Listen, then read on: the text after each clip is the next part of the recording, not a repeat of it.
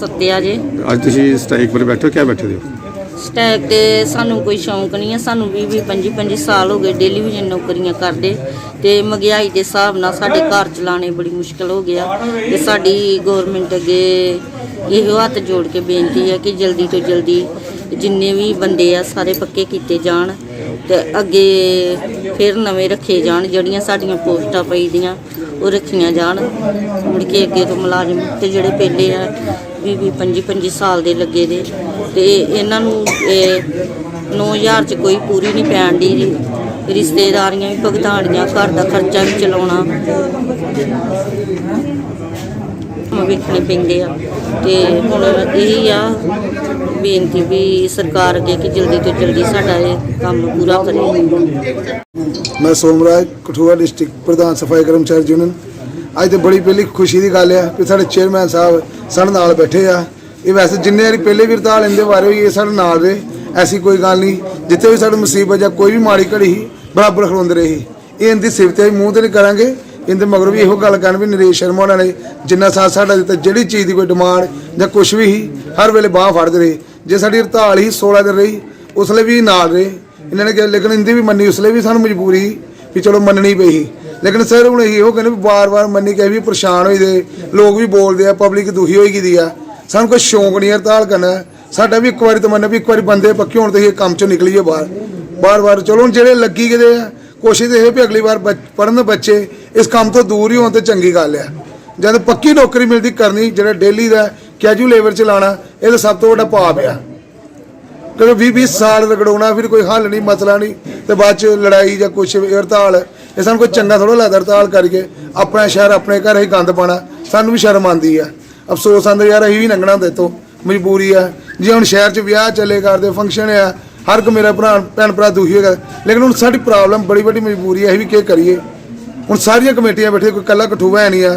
एक हफ्ता देता ही पूरा अपने CEO साहब की, डायरैक्टर साहब की, जो कोई मसला हल होंदा सर तो कर लो। हफ्ता पिछे चले सब तो 22 तरीक की हड़ताल हुई, लेकिन अज कि 28 तरीक अं हफ्ता एक पिछे रहे इन्हें तो भी चलो CEO साहब ने कहा भी कोई मसला दिखने, कोई मसला नहीं निकलिया।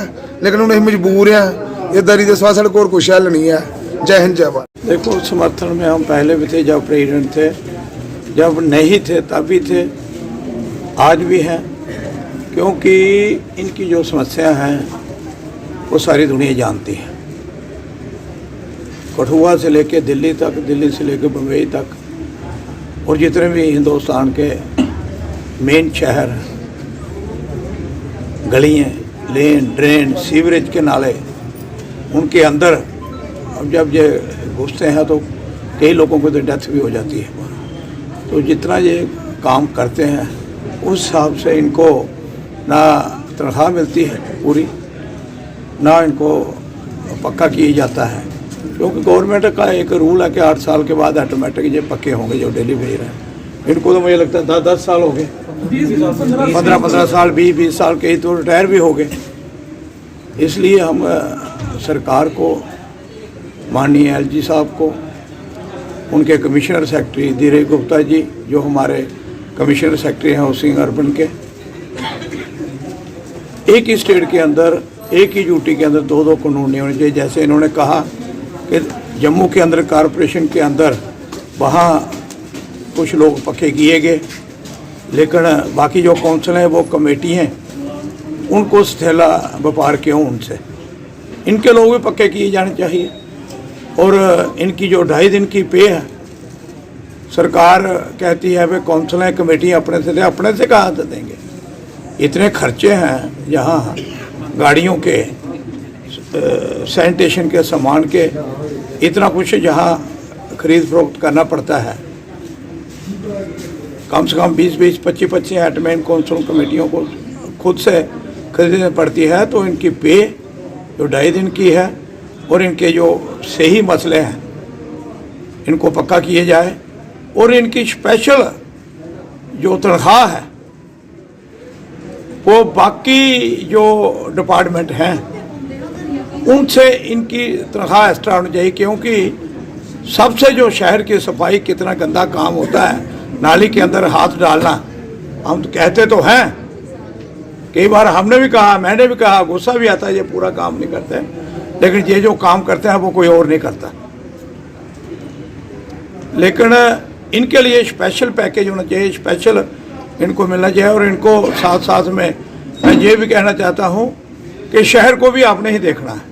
अगर ज़्यादा गंदगी हो जाएगी, 10 दिन की हड़ताल चलाएगी, 15 दिन की चला जाएगी, वो भी आपने ही उठाना है। गवर्नमेंटों से, चाहे डायरेक्टर साहब हों, चाहे कमिश्नर साहब हों, चाहे हमारे सीईओ से बैठ के बात करके अगर कोई आश्वासन देते हैं तो हड़ताल ख़त्म भी करनी चाहिए। अगर नहीं करते हैं टाइम लीजिए, नहीं करते हैं फिर दोबारा बैठ जाइए। ये भी आप ठीक कह रहे हो कि पिछले कई सालों से हमें हर बार 15 दिन का टाइम, 10 दिन का टाइम, महीने का टाइम। तकलीफ क्या है? गवर्नमेंट अरबों रुपये खर्च रही है, करोड़ों रुपये खर्च रही है हर जगह में। तो जो काम करने वाले सफाई कर्मचारी हैं, क्या उनको भी आप सही टाइम की तनख्वाह और सही टाइम का जो गवर्नमेंट के रूल है उसको पक्का करना चाहिए। तो मैं तो यही कहता हूँ कि इनका जो सही डिमांडें हैं वो पूरी करनी चाहिए। तो मैं इनको भी अपील करता हूँ, हड़ताल, जैसे मैंने अफसरों का नाम लिया, इनसे बात करके अगर कोई ना कोई आश्वासन मिलता है तो उनके बात मान के हड़ताल भी ख़त्म करनी चाहिए। धन्यवाद।